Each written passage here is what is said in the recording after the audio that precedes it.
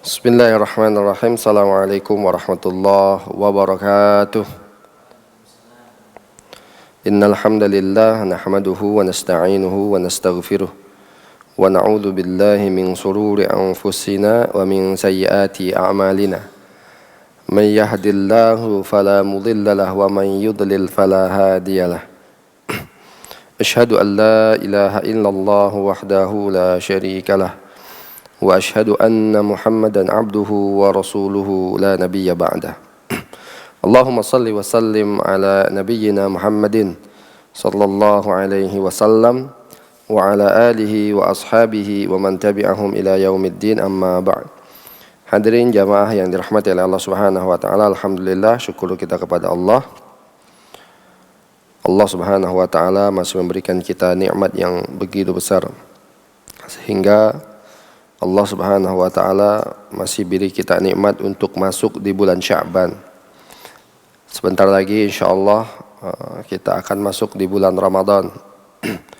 Yang mana hadirin jamaah sekalian, pada bulan Sya'ban dan mudah-mudahan Ramadan ini sudah selesai, Allah Subhanahu wa taala memberikan ujian yang begitu besar kepada umat Islam pada tahun ini, yaitu dengan Allah Subhanahu wa taala berikan satu makhluknya yang kecil, yang tidak bisa dilihat oleh mata kepala kita hadirin jamaah sekalian, tetapi berpengaruh bagi seluruh makhluk yang ada di bumi ini, yaitu apa yang kita sebut pada hari ini dengan penyakit COVID-19 atau virus corona COVID-19. Mudah-mudahan kita berdoa kepada Allah, bulan Ramadan ini Allah hilangkan semua penyakit itu, Allah angkat penyakit itu semuanya hadirin jamaah sekalian, dan Allah Subhanahu wa taala takdirkan kita untuk kemudian memakmurkan masjid-masjid kita, menghidupkan salat-salat malam kita, salat-salat tarawih kita di masjid-masjid kita, menghidupkan kajian-kajian keislaman kembali, dan Allah bukakan kembali Masjidil Haram dan Masjid Nabawi, tempat umat Islam untuk bertawaf, beribadah di Baitullah, di rumahnya Allah Subhanahu wa taala. Dan hadirin jamaah sekalian, di bulan Sya'ban ini Allah Subhanahu wa taala memerintahkan kita untuk banyak melakukan amal-amal saleh. Wabil khusus Rasulullah sallallahu alaihi wasallam mencontohkan kita untuk banyak berpuasa di bulan Sya'ban. Ya. Maka kalau kita mampu, apalagi dalam keadaan seperti ini hadirin jamaah sekalian, ketika kita masih banyak di rumah, ya jarang keluar rumah hadirin jamaah sekalian, maka perbanyak puasa. Ya. Bahkan hadirin jamaah sekalian, tidak ada satupun bulan yang Rasulullah paling banyak berpuasa setelah Ramadan kecuali di bulan Sya'ban. Dalam sebuah hadis sahih yang diriwayatkan oleh Siti Aisyah radhiyallahu anha, Rasulullah sallallahu alaihi wasallam, kata Aisyah radhiyallahu anha, yasumu hatta naqulu la yuftiru wa yuftiru hatta naqulu la yasum. Rasulullah itu, kata Aisyah radhiyallahu anha, dia berpuasa sampai bisa kita katakan dia enggak pernah berbuka, maksudnya nggak pernah nggak puasa. Wa yuftiru, dan terkadang dia berpuasa hatta naqulu la yasum, sampai kita mengatakan dia itu tidak berpuasa. Fama ra'aitu Rasulullah sallallahu alaihi wasallam, dan aku tidak pernah melihat Rasulullah sallallahu alaihi wasallam istakmala siyama syahrin, menyempurnakan berpuasa sebulan penuh, illa Ramadan, kecuali di bulan Ramadan. Wa ma ra'aituhu aktsara siyaman minhu fi Sya'ban, dan tidaklah aku lihat yang paling banyak Rasulullah sallallahu alaihi wasallam berpuasa kecuali di bulan Sya'ban. Jadi Rasulullah sallallahu alaihi wasallam sangat banyak berpuasa di bulan Sya'ban. Ya. Bahkan dalam sebuah hadis yang lain, Aisyah radhiyallahu anha mengatakan, ya, kana Rasulullah sallallahu alaihi wasallam yatahaffazu min hilal Sya'ban ma la yatahaffazu min ghairihi. Rasulullah sallallahu alaihi wasallam memberikan perhatian terhadap hilal bulan Sya'ban tidak sebagaimana perhatian beliau terhadap bulan-bulan yang lain. Tsumma yasumu li ru'yati Ramadan. Kemudian ya Rasulullah berpuasa ketika dia melihat ru'yah di bulan Ramadan. Fa in ghamma alaihi adda 30 yauman. Kalau tidak kelihatan maka Rasulullah menyempurnakan sampai 30 hari. Tsumma shoma, kemudian berpuasa. Bahkan ada sebuah hadis dari Ummu Salamah radhiyallahu anha, anin Nabi sallallahu alaihi wasallam, annahu lam yakun yasumu minas sanati syahran taman illa Sya'ban wa yasalu bihi Ramadan. Bahwa Nabi SAW pernah 1 bulan penuh selain Sya'ban. Bahwasanya Rasulullah SAW belum pernah puasa 1 bulan penuh selain Sya'ban, kemudian beliau sambung dengan Ramadan. Hadis ini diriwayatkan oleh Imam An-Nasa'i dan disahihkan oleh Syekh Muhammad Nasiruddin Albani. Artinya hadirin jamaah yang dirahmati Allah Subhanahu wa taala, ya, kita pada hari ini sudah masuk di bulan Sya'ban, mari kita perbanyak puasa. Ya. Apalagi kita dalam keadaan diuji oleh Allah Subhanahu wa taala. Kita tidak bisa, bukan tidak bisa, tetapi kita disuruh oleh Allah Subhanahu wa taala banyak melakukan amalan kita di rumah. Bahkan salat berjamaah kita lakukan di rumah.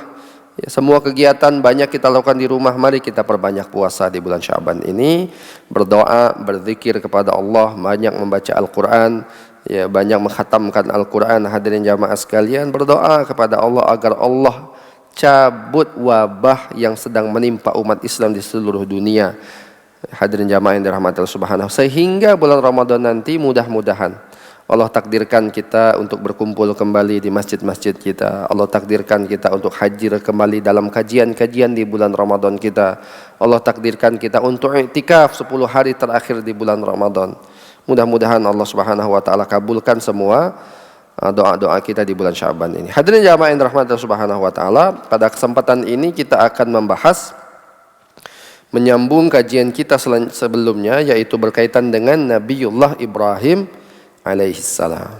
Nabiullah Ibrahim alaihissalam, ya, kita sudah membahas kemarin ya tentang kelahiran beliau dan nama beliau dan yang lainnya. Dan hadirin jamaah sekalian, sesungguhnya mungkin tinggal sedikit lagi berkaitan dengan beliau ini, dengan Nabi Ibrahim alaihissalam ini, yaitu kita ulang sedikit bagaimana Nabi Ibrahim alaihissalam itu hijrah ke Syam, memasuki negeri Mesir dan menetap di Baitul Maqdis. Jadi Nabi Ibrahim alaihissalam setelah beliau berseteru dengan penduduk di Irak, di Babilonia ketika itu, karena mereka tetap berpegang teguh dengan agama penyembahan mereka terhadap berhala, dan kemudian Nabi Ibrahim juga berseteru dengan Raja Namrud, raja yang berkuasa ketika itu. Akhirnya Nabi Ibrahim alaihissalam hijrah, ya, menuju Baitul Maqdis, ya, hijrah menuju Syam, Palestina. Dan nanti Nabi Ibrahim alaihissalam akan dimakamkan di sana bersama dengan istri dan anaknya.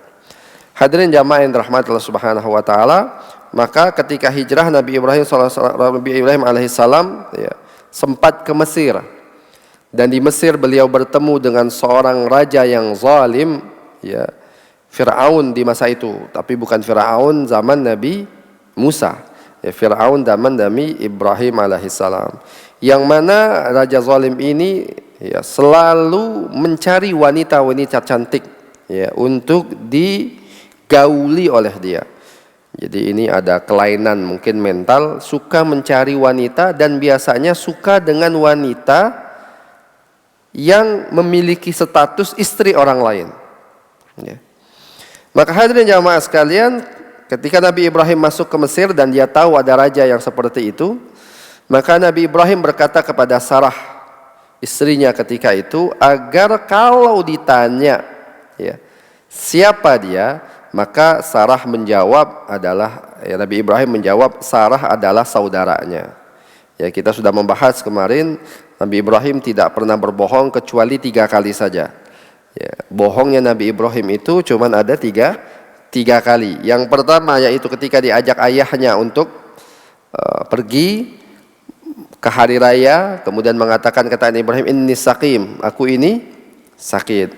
Yang kedua ketika dia menghancurkan berhala dan ditanya oleh kaumnya, wahai Ibrahim, apakah engkau yang menghancurkan berhala? Kata Nabi Ibrahim, tanya saja sama berhala yang paling besar. Ini bohong yang kedua. Yang ketiga, bohong yang ketiga yang ini. Tetapi bohongnya itu bukan hanya sekedar bohong, tapi bohong dalam rangka menegakkan agama Allah Subhanahu wa taala. Ada maslahat yang lebih besar, ya. Maka kan dalam syariat Islam itu mencegah mudarat lebih diutamakan daripada mendapatkan manfaat, ya. Artinya hadirin jamaah sekalian, bukan Nabi Ibrahim itu berbohong sengaja, tetapi ada maslahat yang lebih besar di situ. Berbohong tetapi memiliki maslahat yang sangat besar. Maka dalam kejadian ini juga Nabi Ibrahim, dan maksudnya juga Nabi Ibrahim mengatakan seperti itu juga tidak berbohong dengan 100%. Tetapi maksudnya adalah ini adalah saudaraku, yaitu saudara seagama. Ya, karena ketika itu yang beriman kepada Allah hanya beberapa orang. Salah satunya adalah Nabi Ibrahim, istrinya Siti Sarah, dan juga Nabi Lut alaihi salam. Hadirin jamaah, maka ketika itu ditangkaplah Siti Sarah. Dan Siti Sarah ini adalah wanita yang sangat cantik. Bahkan kabarnya ya, tidak ada yang mengalahkan kecantikan Siti Sarah alaihi salam kecuali ibunda kita Siti Hawa. Bagaimana kecantikannya Siti? Wanita tercantik di dunia itu Siti Sarah setelah ibunda kita Siti Hawa. Karena begitu cantiknya Siti Sarah, raja ini ingin langsung menggauli atau melecehkan Siti Sarah. Maka ketika dia sudah di kamar berdua, ketika raja ini ingin datang kepada Siti Sarah, tiba-tiba Siti Sarah berdoa kepada Allah Subhanahu wa taala, tiba-tiba tangan si raja tersebut kaku, tidak bisa bergerak, ya. Mungkin kalau kita sekarang kali hadirin jamaah sekalian itu adalah stroke mungkin kali ya. Tapi hadirin jamaah sekalian, walhasil Siti Sarah tidak bisa, raja tersebut tidak bisa bergerak tangannya. Maka akhirnya raja ini mengatakan, doakanlah aku kepada Tuhanmu agar dia mencabut penyakitku ini, ya, agar Allah melepaskan belengguku ini. Akhirnya Siti Sarah berdoa agar Allah cabut belenggu terhadap tangan raja zalim ini. Maka hadirin jamaah sekalian, terlepaslah tangannya. Kemudian karena mungkin tidak kuat melihat kecantikan Siti Sarah, ingin lagi digauli Siti Sarah. Tapi kemudian Siti Sarah berdoa lagi kepada Allah, kemudian terbelenggu lagi raja ini. Dua kali begitu hadirin jamaah sekalian.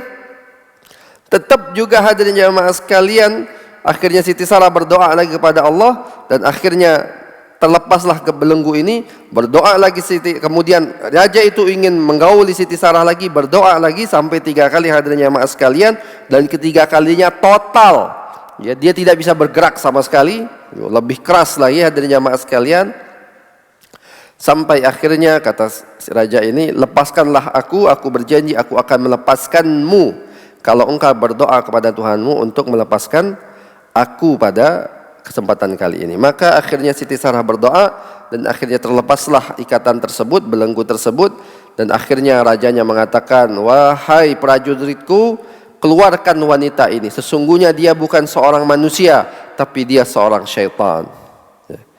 Akhirnya hadirin jamaah sekalian, si raja tersebut, si Firaun ini kemudian memberikan, dalam beberapa riwayat di sini dikatakan diberikan seorang budak untuk membantu pekerjaannya, namanya adalah Hajar. Tetapi di dalam riwayat yang lain ya, dikatakan bahwasanya itu bukan budak. Hajar ini bukan budak, tetapi anak raja itu sendiri, diberikan kepada Sarah untuk membantu pekerjaan Sarah alaihissalam.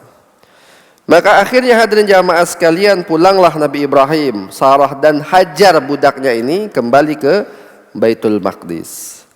Ya. Dan hadirin jamaah sekalian, ketika itu ya, sudah bertahun-tahun menikah Nabi Ibrahim dan Sarah, tetapi Nabi Ibrahim alaihissalam tidak memiliki anak. Ya, karena Siti Sarah ternyata mandul, tidak memiliki anak. Maka akhirnya ya, Sarah mengizinkan Nabi Ibrahim alaihissalam untuk menikahi Hajar budaknya dan memiliki keturunan daripada Hajar ini. Maka akhirnya dinikahi oleh Nabiullah Ibrahim Hajar, dan akhirnya hadirin jamaah yang dirahmati Allah Subhanahu wa taala, dari pernikahan antara Hajar dan Nabiullah Ibrahim alaihissalam, akhirnya Hajar mengandung seorang anak yang bernama yaitu Nabiullah Ismail alaihissalam, bapak moyangnya bangsa Arab, yang dari keturunannya lahirlah Nabi yang terakhir, Nabi yang paling mulia, yaitu Rasulullah sallallahu alaihi wasallam.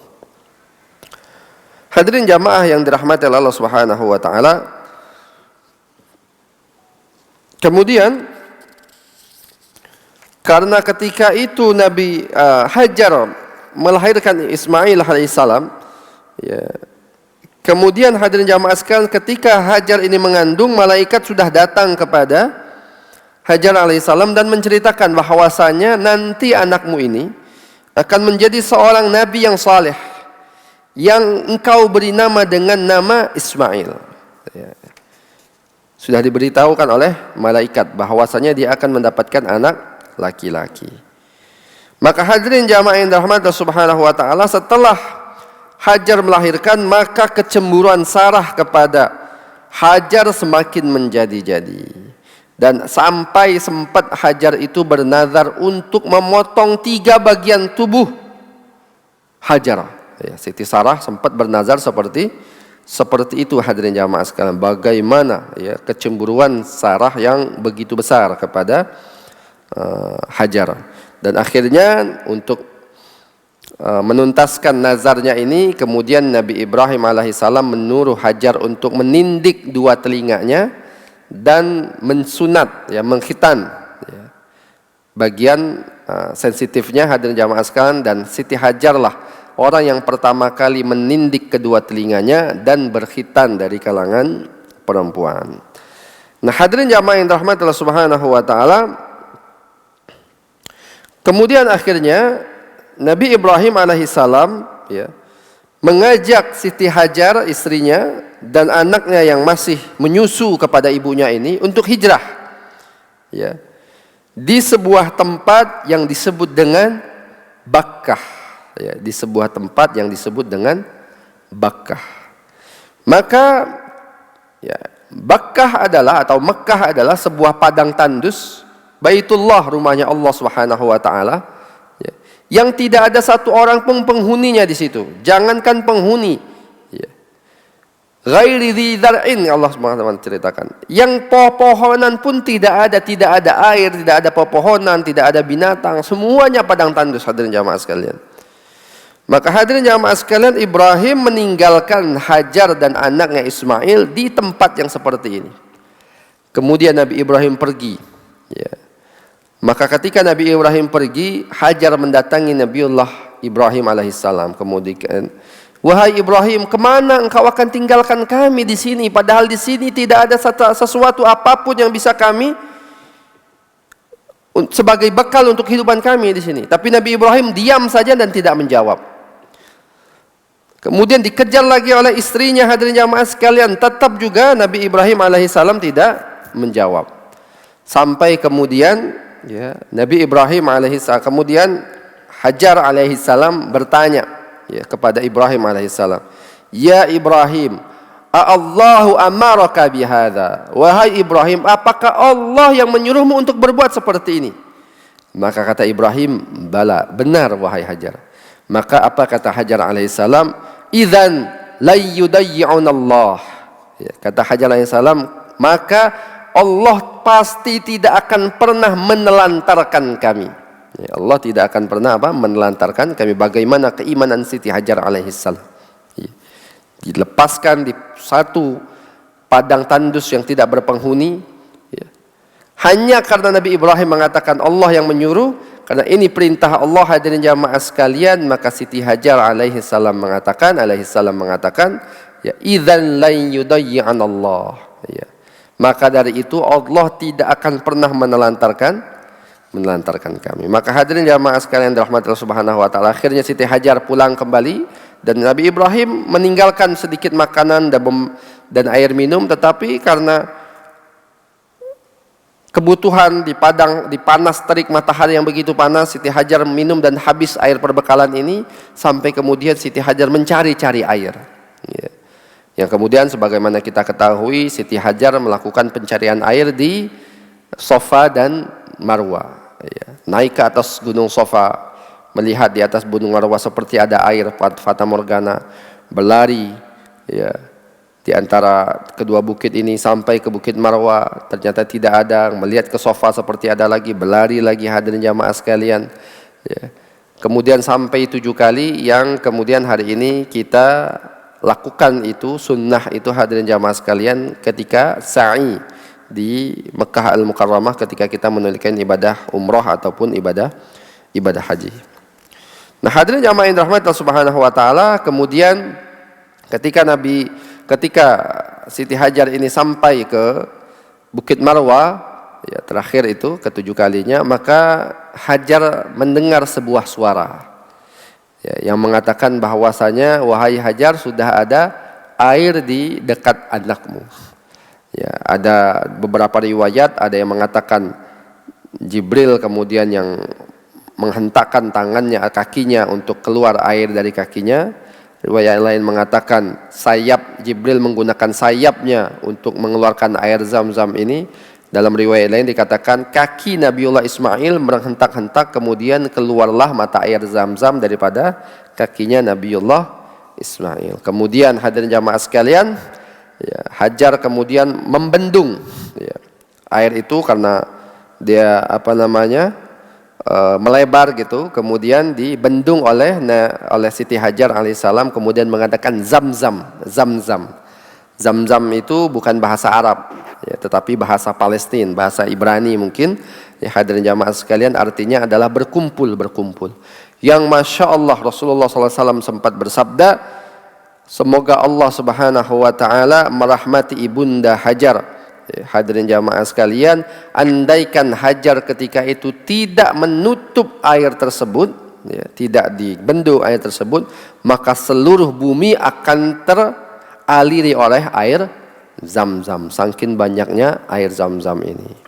Hadirin jamaah yang kita lihat pada hari ini, bagaimana, ya, jamaah haji penduduk Mekah, ya, bahkan penduduk Madinah, jamaah haji, jamaah umroh setiap hari minum dari zamannya Nabiullah Ibrahim sampai dengan zaman kita pada hari ini. Hadirin jamaah sekalian, terus air Zam-Zam tidak pernah habis. Ini adalah berkah daripada Allah Subhanahu wa taala kepada manusia, kepada kita, ya, manusia yang hidup di akhir zaman ini. Hadirin jamaah yang dirahmati Allah Subhanahu wa taala, selanjutnya di waktu kejadian yang sama, di Yaman terjadi sebuah tragedi atau terjadi sebuah kejadian, yaitu hancurnya bendungan mereka. Ya, jadi di Yaman ada sebuah kerajaan, namanya adalah kerajaan Sabak. Ya, kerajaan Sabak ini kerajaan yang sangat tua di Yaman. Mereka punya bendungan yang sangat besar, yang kemudian dari bendungan ini mereka bisa bercocok tanam dan menjadi orang-orang yang pintar untuk bercocok tanam dan mengembala hewan-hewan ternak.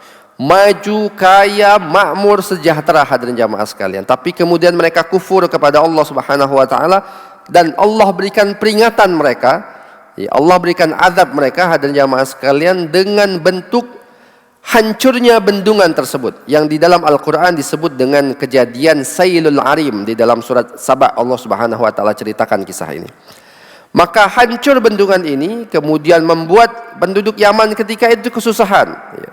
Kemudian pertanian mereka tidak bertumbuh kembang lagi seperti itu. Maka ada beberapa kabilah yang hijrah dari Yaman, ya.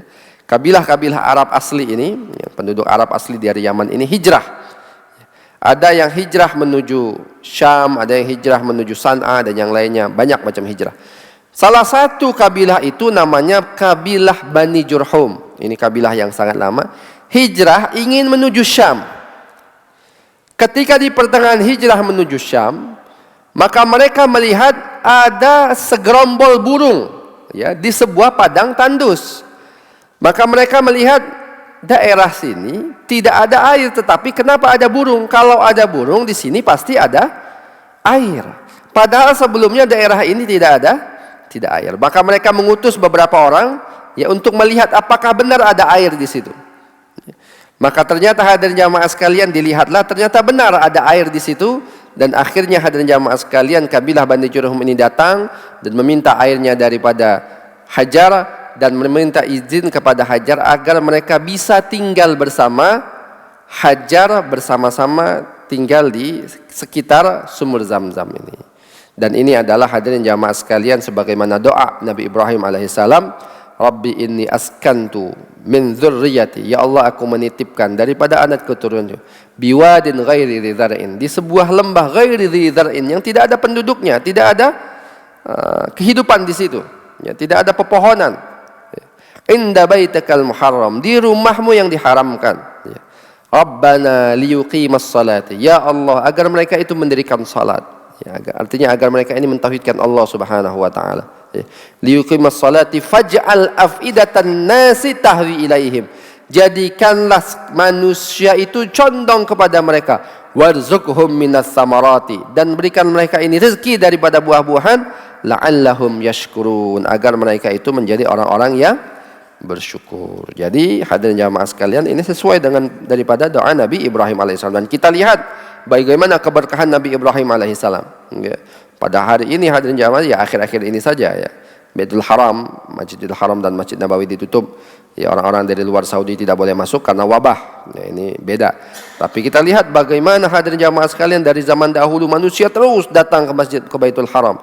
Ya, minuman banyak, makanan, buah-buahan semuanya ada di sana berkat asbab daripada doa ayahanda kita, yaitu Nabiullah Ibrahim alaihissalam. Hadirin jamaah yang dirahmati Allah Subhanahu wa taala, kemudian ya, Nabi Ismail menikah di situ. Ya. Akhirnya Bani Jurhum tinggal menetap di situ bersama dengan Ibunda Hajar. Ya, hadirin jamaah sekalian, kemudian ya, Bani Jurhum ini menikahkan salah seorang putri perempuannya, ya, dari seorang anak tokohnya, ya, menikah dengan Nabiullah Ismail yang mulai tumbuh, yang mulai dewasa. Hadirin jamaah sekalian, maka ketika mereka ini menikah, ya, sebagaimana dalam sebanyak kisah yang kita pernah dengar, ya, datanglah Nabiullah Ibrahim alaihissalam ke rumahnya Nabi Ismail alaihissalam, meminta, ya, bertanya, bersilaturahim. Ya. Ternyata ketika datang hadirin jamaah sekalian, Nabi Ismail tidak ada. Ya, Nabi Ismail sedang mencari nafkah. Maka datang Nabi Ibrahim alaihissalam bertanya dengan istrinya tentang bagaimana kehidupan mereka, bagaimana kehidupan ekonomi mereka dan yang lainnya. Maka ternyata istrinya ini mengeluh atas kehidupan mereka. Dia katakan, Ismail lagi pergi, kehidupan kami di sini sulit, susah, ya. Dan banyak keluhan-keluhan dia terhadap Nabi Ismail alaihissalam. Kemudian sang ayah Nabi Ibrahim mengatakan, aku akan pulang, tolong beritahukan aku kepada Ismail alaihissalam, kepada Ismail, bahwasanya pesanku tolong diganti palang pintu rumahnya. Ya, palang pintu rumahnya tolong diganti. Artinya tolong diceraikan. Akhirnya ketika Ismail pulang, hadirin jamaah sekalian, ternyata Ismail ternyata Ismail alaihissalam bertanya kepada istrinya. Ya, kata istrinya, orang itu memberikan pesan, ya, tolong palang pintunya diganti. Ya, tolong palang pintunya diganti. Yang kemudian hadirin jamaah sekalian, maksudnya adalah istrinya ini tolong diceraikan. Cerailah akhirnya Nabi Ismail, kemudian menikah dengan perempuan yang lain. Datang lagi hadirin jamaah yang dirahmati Subhanahu wa taala Ibrahim, kemudian bertanya tentang kehidupan mereka, dan istrinya yang satu ini sangat bersyukur kepada Allah, kami diberikan kehidupan yang baik oleh Allah Subhanahu wa taala. Maka Nabi Ibrahim bertanya, apa yang kalian makan? Yang kami makan adalah daging. Apa yang kalian minum? Yang kami minum adalah air. Maka Nabi Ibrahim berdoa agar Allah Subhanahu wa taala memberikan keberkahan, ya, atas daging dan air mereka. Maka akhirnya Nabi Ibrahim pulang dan memberikan pesan agar dijaga palang pintu ini. Yang itu maksudnya agar istri ini dipertahankan. Nabi Ismail pulang dan akhirnya bertanya kepada istrinya, dan istrinya menjawab, ada seorang bapak tua datang ke sini mengatakan bahwasanya tolong dijaga palang pintu ini. Maka Ismail mengatakan itu adalah ayahku Ibrahim, dan dia memberikan pesan agar aku mempertahankan pernikahan ini denganmu. Hadirin jamaah yang dirahmati Allah Subhanahu wa taala. Kemudian, ya, datang lagi Nabi Ibrahim selanjutnya yang ketiga hadirin jamaah sekalian, yaitu perintah untuk membangun Ka'bah. Ya, sebagaimana kita ketahui, ya, bahwasanya Nabi Ibrahim alaihissalam dan Nabiullah Ismail alaihissalam diperintahkan oleh Allah Subhanahu wa taala untuk membangun Ka'bah. Yang dahulu belum ada bangunan Ka'bah, tapi ada sebuah gundukan saja. Ya, ada sebuah gundukan batu. Disitulah Ka'bah dibangun oleh Nabiullah Ibrahim dan Nabiullah Ismail alaihissalam atas perintah Allah Subhanahu wa taala. Maka Nabi Ibrahim membangun Ka'bah, yang disuruh Nabi Ismail memberikan batunya dan Nabi Ibrahim yang memasang batunya. Jadi ini dua beranak dua bapak dan anak ini membangun Ka'bah. Nabi Ismail memberikan batunya dan Nabi Ibrahim memasang batu-batunya sampai ketika bangunan itu tinggi. Hadirin jamaah sekalian, ketika bangunan itu tinggi, maka Nabi Ibrahim tidak bisa lagi mencapai, hadirin jamaah sekalian. Maka Nabi Ibrahim alaihissalam mengambil satu pijakan batu yang disebut dengan makam Ibrahim. Makam Ibrahim itu artinya bukan makamnya Nabi Ibrahim, bukan, tapi tempat pijakan Nabi Ibrahim. Makam Ibrahim. Maka berdirilah Nabi Ibrahim di situ, dan sebagai tanda makam Ibrahim ini Allah berikan tanda di batu tersebut. Jadi hadirin jamaah sekalian, kalau kita nanti umrah atau haji melihat di kedak ke makam Ibrahim, ada tanda kaki dua. Itu adalah tanda kakinya Nabiullah Ibrahim ketika membangun Ka'bah. Maka hadirin jamaah sekalian, setelah selesai, maka ada satu batu yang kurang. Maka Nabi Ibrahim alaihissalam memerintahkan anaknya Ismail untuk mencari batu. Ternyata ketika Nabi Ismail mencari batu ini, dan ketika dia pulang lagi membawa itu, ternyata ayahnya sudah dapat batu yang lain, batu yang sangat putih. Aslinya batu itu putih, yang kita sebut dengan Hajarul Aswad. Batu ini hadirin jamaah sekalian dari surga. Malaikat Jibril yang memberikan batu ini kepada Nabiullah Ibrahim alaihissalam. Dalam beberapa riwayat dikatakan, di sini diceritakan bahwasanya batu Hajarul Aswad ini dibawa oleh Nabi Adam pertama kali ke India ketika Nabi Adam diturunkan oleh Allah dari surga. Maka dibawa oleh Jibril kepada Nabi Ibrahim alaihissalam. Aslinya batu ini putih. Aslinya batu ini putih. Kemudian dosa manusia yang banyaklah yang kemudian membuat batu ini menjadi hitam, yang kita sebut dengan Hajarul Aswad, batu hitam. Dan hadirin jamaah sekalian, Ka'bah memiliki beberapa kali renovasi. Dibangun pertama kali oleh Nabi Ibrahim dan Nabi Ismail alaihissalam. Kemudian sebelum atau ketika zaman Quraisy, ketika Nabi Muhammad SAW sebelum diangkat menjadi Nabi, tapi Nabi Muhammad SAW sudah dewasa ketika itu, di umur beliau 35 tahun. Maka hadirin jamaah sekalian, ketika itu terjadi banjir di Mekah yang membuat Ka'bah ini runtuh. Sebagian tembok Ka'bah ini runtuh. Maka hadirin jamaah yang dirahmati Subhanahu wa taala, akhirnya Quraisy ketika itu bersepakat untuk membangun kembali Ka'bah. Dirobohkan kemudian dibangun kembali Ka'bah. Dan akhirnya mereka menyumbangkan harta mereka untuk membangun kembali Ka'bah ini. Nah hadirin jamaah yang dirahmati Subhanahu wa taala, dan Rasulullah ikut dalam proses ini, yang kemudian kisahnya adalah terakhir mereka berselisih untuk peletakan Hajarul Aswad, dan yang akhirnya diputuskan yang meletakkan Hajarul Aswad ini adalah Rasulullah sallallahu alaihi wasallam. Nah hadirin jamaah sekalian, maka ketika Quraisy ini membangun, ternyata di pertengahan jalan dana mereka untuk meneruskan pembangunan Ka'bah ini kurang. Maka akhirnya Ka'bah itu dirubah bentuknya. Ketika zaman Quraisy, sebelum Nabi Muhammad SAW diutus menjadi Nabi. Yang awalnya itu persegi panjang, kemudian menjadi yang seperti sekarang. Kemudian ada yang kita sebut dengan Hijr Ismail atau Hijr Ka'bah, yang membatasi itu. Hadirin jamaah yang dirahmati Subhanahu, dulu satu. Tapi ketika Quraisy bangun diperkecil. Ketika Quraisy bangun itu diperkecil. Nah hadirin jamaah yang dirahmati Subhanahu wa taala, selanjutnya ketika Bani Umayyah berkuasa, maka ketika Hijaz ketika itu melepaskan diri daripada Bani Umayyah yang dipimpin oleh seorang sahabat bernama Abdullah bin Zubair radhiyallahu anhu, maka Abdullah bin Zubair ketika itu di Mekah dan diserang oleh Yazid ibnu Muawiyah.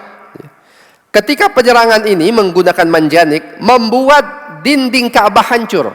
Ya, beberapa bagian dinding Ka'bah hancur dan akhirnya diratakan kembali oleh Abdullah bin Zubair dan dibangun oleh Abdullah bin Zubair sebagaimana hadis Rasulullah sallallahu alaihi wasallam. Ya. Rasulullah pernah berkata kepada Siti Aisyah radhiyallahu anha, kata Rasulullah, andaikan saja bukan karena umatku ini, orang-orang Arab Quraisy ini baru masuk Islam, ya, maka niscaya akan aku rubah Ka'bah ini sama sebagaimana bangunannya Nabi Ibrahim dan Nabi Ismail alaihissalam. Tapi akhirnya hadirin jamaah yang dirahmati Allah Subhanahu wa taala, ya, akhirnya dibangun oleh Abdullah bin Zubair, ya, Ka'bah ini. Ya, dibangun oleh Abdullah bin Zubair sebagaimana hadis Rasulullah sallallahu alaihi wasallam. Ketika Abdul Malik bin Marwan berkuasa, maka dia mendengar bahwasanya Abdullah bin Zubair merubah Ka'bah. Ya. Maka hadirin jamaah sekalian, sedangkan dia tidak tahu hadis Rasulullah SAW yang disebutkan kepada Siti Aisyah. Akhirnya di zaman dia dirubah kembali sebagaimana yang kita dapatin pada hari ini. Nah, di zaman Khalifah Bani Abbasiyah ada seorang ulama yang memberikan saran untuk merubah kembali Ka'bah. Tapi Khalifah ketika itu menolak perintah ini karena dia takut nanti Baitullah ini, Ka'bah ini menjadi bahan mainan para raja-raja setelah dia. Akhirnya sebagaimana yang kita dapatkan Ka'bah itu adalah sebagaimana yang kita dapatkan pada hari ini. Dan ada seorang yang melihat ketika Abdullah bin Zubair merenovasi Ka'bah ini, ada seseorang yang melihat bagaimana hadirin jamaah sekalian, ternyata ya, Hajarul Aswad itu warnanya putih, bukan hitam. Yang hitam itu hanya bagian yang kita cium saja. Ya, yang hitam itu hanya bagian yang kita cium saja. Hadirin jamaah yang dirahmati Allah Subhanahu wa taala, kemudian di sini dikisahkan tentang perintah khitan. Ya. Jadi Nabiullah Ibrahim alaihissalam adalah manusia yang pertama kali berkhitan. Dalam sebuah hadis yang diriwayatkan oleh Imam Bukhari, ya, Rasulullah SAW bersabda dari sahabat Abu Hurairah radhiyallahu anhu, ya, Ibrahim berkhitan ketika beliau berumur 80 tahun dengan menggunakan qaddum. Qaddum itu apa? Qaddum itu kapak. Ya, ketika umur dia 80 tahun. Nah, ini perintah ini diberikan oleh Allah Subhanahu wa taala kepada Nabiullah Ibrahim alaihissalam. Ada juga hadis riwayat yang lain yang diriwayatkan oleh Imam Ibn Hibban radhiyallahu anhu, Ibrahim melakukan khitan saat berusia 120 tahun. Setelah itu beliau hidup selama 80 tahun. Hadis riwayat Ibnu Hibban. Ya, walhasil ini perbedaan riwayat, tetapi ya, riwayat Bukhari yang mengatakan 80 tahun usia Nabi Ibrahim ini adalah riwayat yang saya rasa lebih kuat daripada riwayat yang mengatakan bahwasanya umur Nabi Ibrahim ketika khitan adalah 120 tahun. Selanjutnya hadirin jamaah sekalian, perintah penyembelihan Nabi Ismail alaihissalam. Ya, sebagaimana kita ketahui, Allah Subhanahu wa taala berfirman, yang Allah Subhanahu wa taala kisahkan hal ini di dalam surah As-Saffat ayat 99 sampai ayat 113. Allah Subhanahu wa taala berfirman, ya, dan Ibrahim berkata, sesungguhnya aku pergi menghadap kepada Tuhanku dan dia akan memberikan petunjuk kepadaku. Ya Tuhanku, anugerahkanlah kepadaku seorang anak yang termasuk orang-orang soleh. Rabbi habli minas salihin. Maka kami berikan ia kabar gembira dengan seorang anak yang amat sabar. Falamma balagha ma'ahu sa'ya. Ya, ketika Nabi Ismail itu sudah mulai berusaha, artinya sudah mulai bisa berusaha membantu ayahnya. Ya. Maka ternyata Allah Subhanahu wa taala memberikan petunjuk kepada Nabi Ibrahim dengan mimpi. Sebagaimana kita ketahui, mimpinya para nabi adalah wahyu. Ya, bukan mimpi kita, kalau mimpi kita tidak. Tapi mimpinya para nabi itu adalah wahyu. Ya. Nabi Ibrahim alaihissalam berkata kepada anaknya, ya, wahai anakku, sesungguhnya aku melihat dalam mimpi bahwa aku menyembelihmu, maka pikirkanlah apa pendapatmu. Maka anaknya ini Ismail alaihissalam menjawab, wahai ayahku, kerjakanlah, ya, faf'al madza tu'mar satajudini insyaallahu minas sabirin. Wahai ayahku, kerjakanlah apa yang diperintahkan kepadamu, insyaallah engkau akan mendapati aku termasuk orang-orang yang sabar. Maka hadirin jamaah sekalian, ya, akhirnya Nabi Ibrahim alaihissalam membawa anaknya, dan sebagaimana kita ketahui di perjalanan digoda oleh iblis, Ya, kemudian Nabi Ibrahim lempar iblis tersebut. Ya, hadirin jamaah yang pada hari ini ya kita rayakan itu atau kita peringati momentum tersebut, syiar tersebut dengan ya melempar jumrah di Mina. Dan akhirnya ketika falamma aslama wa tallahu lil janin, ya tatkala keduanya telah berserah diri dan Ibrahim membaringkan anaknya atas pelipisnya, ya sudah dipembaringkan, sudah tinggal disembelih. Ya, bagaimana Allah Subhanahu wa taala mengajarkan kepada kita ketaatan kita itu total. Jadi bukan memancing gitu. Tapi memang benar-benar ketika sudah memang pasrah benar, sudah dibaringkan, maka Allah Subhanahu wa taala gantikan ya Nabi Ismail alaihissalam dengan qibas. Ya, qibas yaitu kambing domba yang begitu besar. Hadirin jamaah sekalian, yang kabarnya qibas ini diturunkan oleh Allah Subhanahu wa taala dari surganya Allah Subhanahu wa taala. Ya. Dan ini juga menjadi syiar kita ketika kita Idul Adha memperingati syariat Nabiullah Ibrahim alaihissalam, yaitu memotong hewan kurban ya di setiap hari raya Idul Adha.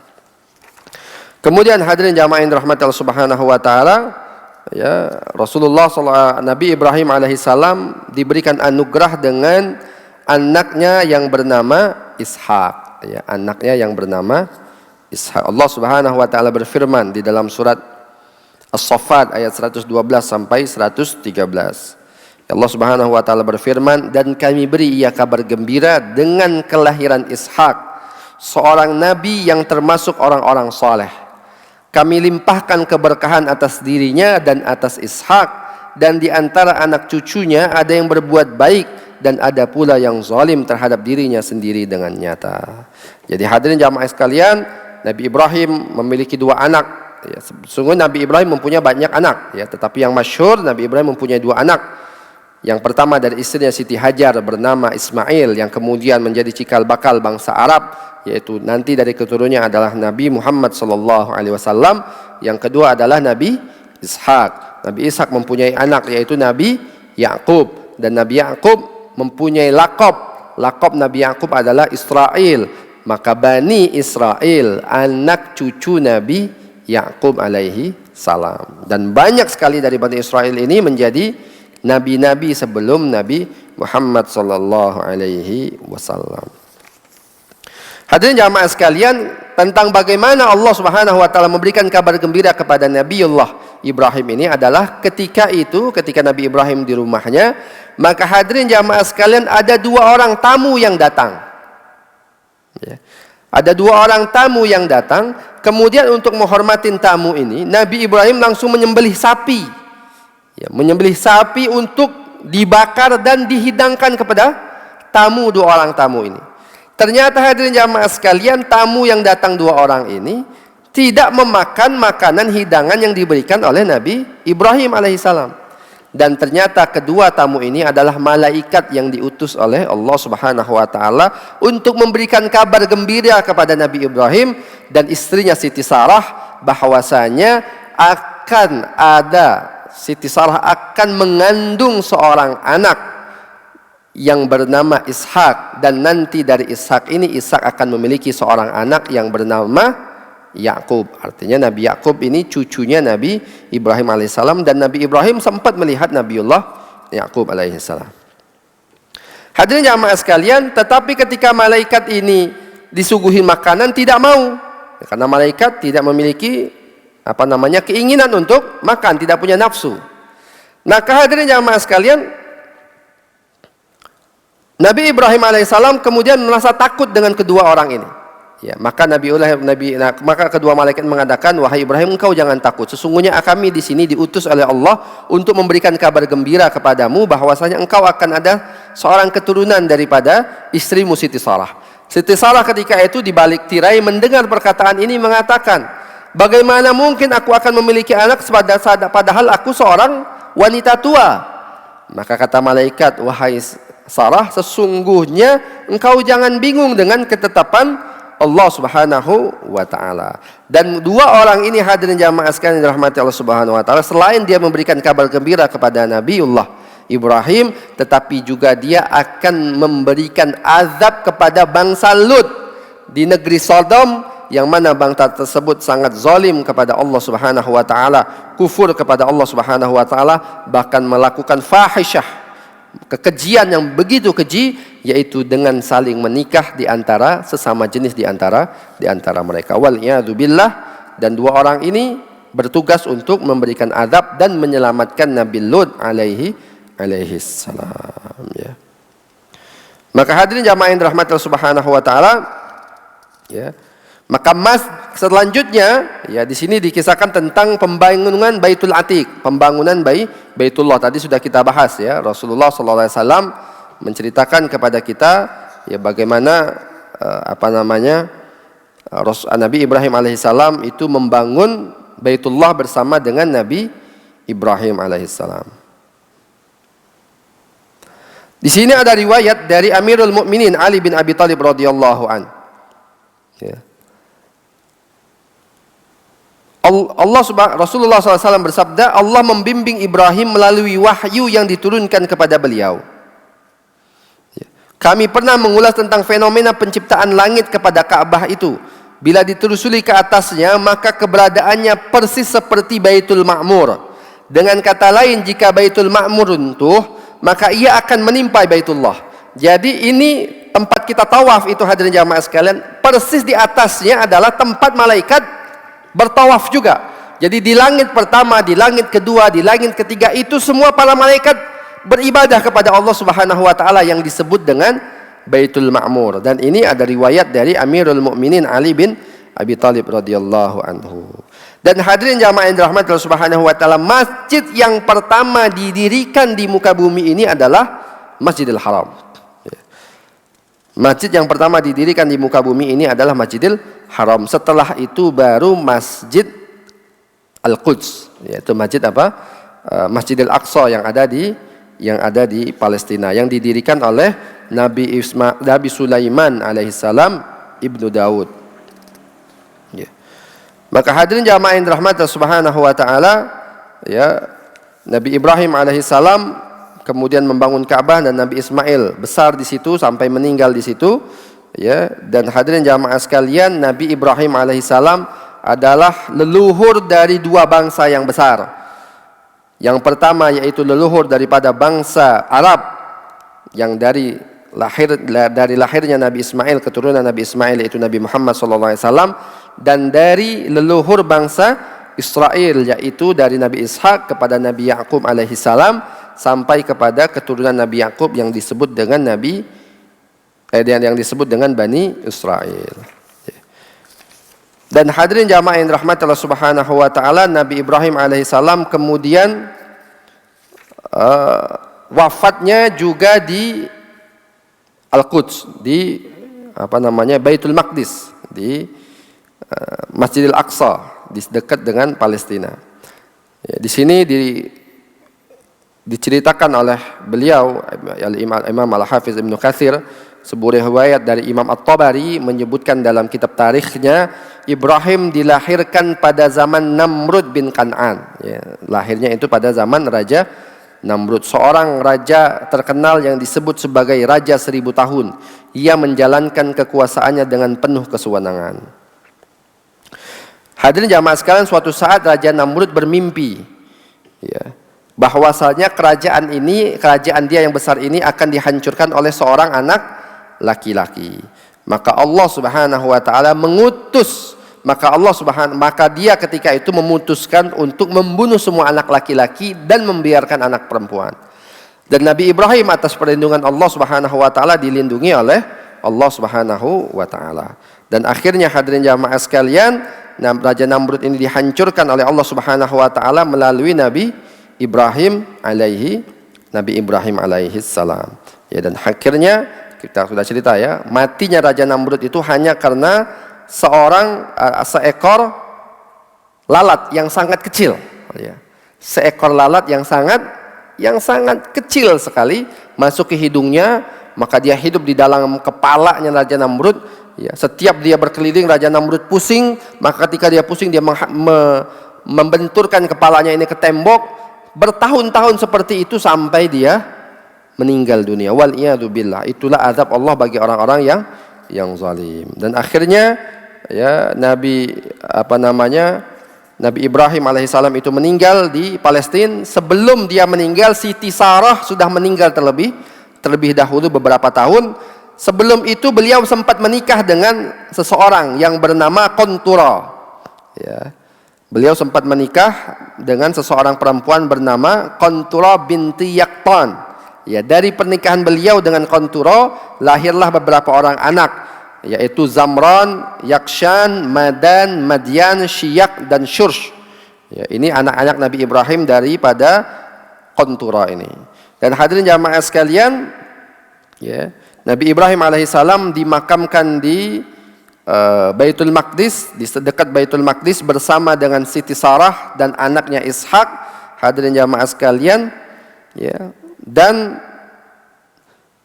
beliau, adapun makam Ibrahim dan anak beliau Ishak serta cucu beliau Yakub berada di dalam bangunan persegi 4 yang dibangun oleh Sulaiman bin Daud. Ya, yang bangun makamnya itu adalah Sulaiman bin Daud di negeri Hebron, yaitu suatu negeri yang sekarang dikenal dengan nama Al-Khalil.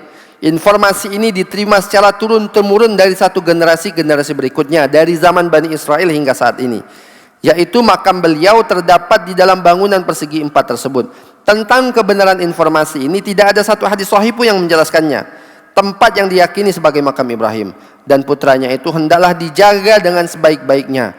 Begitu pula dengan tempat-tempat lain yang serupa. Tempat tersebut mesti dipugar dan tidak boleh dikeruk untuk bangunan lainnya, sebab dikhawatirkan di dalamnya ada makam Ibrahim Khalilullah dan putranya. Hadirin jamaah yang dirahmati Allah Subhanahu wa taala, di sini ada riwayat bahwasanya Nabi Ibrahim itu adalah orang yang pertama. Ya, maksudnya apa? Nabi Ibrahim adalah orang yang pertama kali memakai celana panjang. Ya. Kemudian Nabi Ibrahim pertama kali orang yang membersihkan rambut yang kotor. Nabi Ibrahim yang pertama kali mencukur bulu kemaluan. Dan orang yang pertama kali khitan dengan qadum atau dengan kapak saat beliau berusia 120 tahun. Beliau hidup selama 80 tahun. Beliau dikenal sebagai orang yang pertama kali menjamu tamu dan orang yang pertama kali rambutnya beruban. Ya. Dan ketika Nabi Ibrahim beruban ini, Nabi Ibrahim berkata kepada Allah, "Ya Allah, apa ini?" Ya, ditanya oleh Nabi Ibrahim, "Wahai Allah, apa ini uban ini?" Ya, bingung Nabi Ibrahim. Maka Allah Subhanahu wa taala menjawab, "Ya Ibrahim, uban itu adalah kebijaksanaan." Ya, uban ini apa? Kebijaksanaan. Maka Ibrahim berkata, "Ya Allah, tambahkanlah kebijaksanaan ini untukku." Jadi uban ini tanda orang mulai bijaksana. Nah, kalau sudah beruban tapi juga tetap tidak bijaksana, masya Allah, luar biasa itu. Ya, luar biasa. Artinya hadirin jamaah sekalian, yang pertama kali itu tumbuh uban itu adalah Nabi Ibrahim alaihissalam. Bahkan Nabi Ibrahim meminta untuk ditambahkan uban oleh Allah Subhanahu wa taala. Ini saja kajian kita berkaitan dengan Nabiullah Ibrahim alaihissalam. Mudah-mudahan bisa bermanfaat, ya. Dan insya Allah selanjutnya kita lanjut dengan kisah Nabi Lut. Ya, Ishak dan Ismail sudah kita bahas, ya. Selanjutnya akan kita bahas tentang Nabi Lut alaihissalam, keponakan daripada Nabi Ibrahim alaihissalam. Jazakallahu khairan katsira. Kita tutup dengan doa kafaratul majlis. Subhanakallahumma wa bihamdika asyhadu an la ilaha illa anta astaghfiruka wa atubu ilaik. Assalamualaikum warahmatullahi wabarakatuh.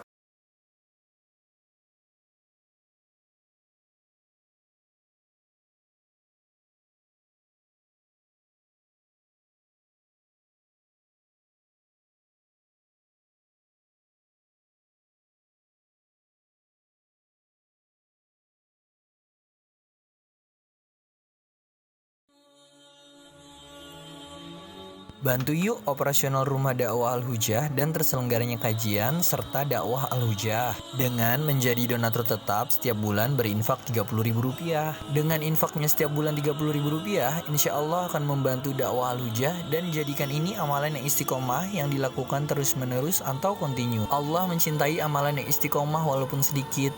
terus istiqomah setiap bulan, jangan berhenti. Karena Allah mencintai hambanya yang istiqomah. Dan insya Allah ini akan menjadi amal soleh jariah dengan menyebarnya ilmu yang bermanfaat. Yuk salurkan amalan istiqomahnya setiap tanggal 3 setiap bulannya melalui Bank Sentral Asia dengan nomor rekening 27660155554 atas nama Dedi Harveni. Dan Mandiri Syariah dengan nomor rekening 7102286299 atas nama Dedi Harveni.